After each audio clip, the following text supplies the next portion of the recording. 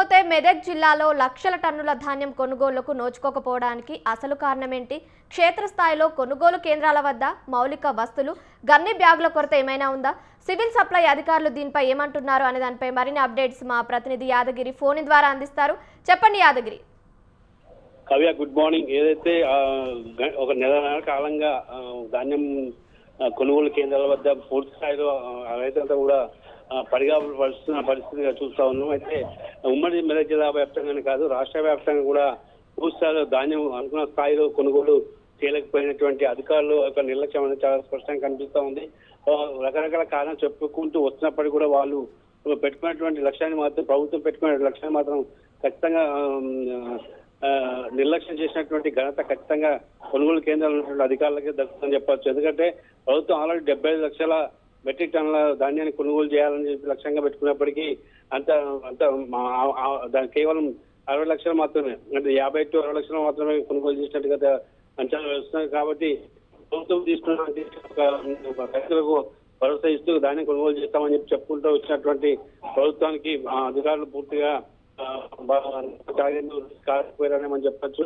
అదే కాకుండా గన్ని బ్యాగుల యొక్క కొరత కానివ్వండి, లేదా హమాలీల కొరత కానివ్వండి, లేదా ట్రాన్స్పోర్ట్ సంబంధించినటువంటి లారీల కొరత కానివ్వండి, వీటన్నిటిలో కూడా అధికారులు ముందస్తుగా చర్యలు తీసుకుని ఉండే కనుక ఖచ్చితంగా రైతులకు న్యాయం జరిగేది, ప్రభుత్వానికి కూడా మంచి పేరు వచ్చేదిగా మనం చెప్పవచ్చు. ప్రధానంగా అంటే కోత సమయం కన్నా ముందే, ఏదైతే కోత సమయం కన్నా ముందే ఆ రైతు సంఘాలతో కానీ రైతులు అంటే ఏం పేరు పంట దిగుబడి వస్తున్నటువంటి అంచనాలు చేయాల్సిన అధికారులు కానివ్వండి, లేక జిల్లా స్థాయి సంబంధించిన జిల్లా కలెక్టర్ లేదా జేసీ స్థాయి ఆర్డీఓ స్థాయి సంబంధించిన అధికారులు కానీ ప్రధానంగా అంచనా వేయలేకపోవడం అనేటువంటి ఈ యొక్క ధాన్యం కొనుగోలు చేయడంలో విప్లవానికి కారణం, ప్రధానమైన కారణంగా మనం చెప్పుకోవచ్చు. కాబట్టి ఇప్పటికైనా ఇంకా అంటే రానున్న కాలంలో ఇంకా మరి 4-5 రోజుల వర్షాలు కురిసే అవకాశం కనిపిస్తున్నాయి. కాబట్టి పూర్తిస్థాయిలో రోహిణి కార్తె పూర్తి అవుతున్నటువంటి సందర్భంలో ముగిసిన కార్తె సమీపిస్తున్న సమయంలో ఖచ్చితంగా వర్షాలు కురుస్తాయనేటువంటి విషయాన్ని ఖచ్చితంగా అటు రైతులు భావిస్తున్న నేపథ్యంలో వాళ్ళు దిగాల్సిన పరిస్థితి మనకు కనిపిస్తా ఉంది.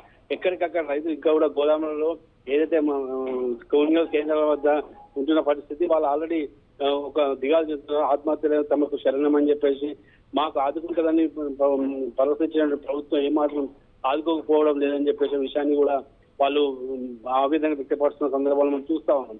అంతేకాకుండా ప్రధానంగా రాబోయే సీజన్ లో ఏదైతే ఏ పంట ఇప్పటి వరకు అధిక దిగుబడి వచ్చినటువంటి వరిని కొనుగోలు చేయకపోయినటువంటి అధికారులు వచ్చే పంట ఏ పంట వేయాలో అన్న దాని మీద ఒక నిర్దిష్టమైనటువంటి ఆలోచనలు ఇప్పటివరకు ప్రభుత్వం తరఫున కానీ లేదా అధికారుల తరఫున కానీ కల్పించకపోవడం అనేటువంటి రానున్న కాలానికి ముందస్తుగా అంచనా వేయలేకపోతున్న అంశంపై వేయలేకపోతుందని మనం చెప్పొచ్చు. Kavya, thank you Yadagiri, thank you for the updates.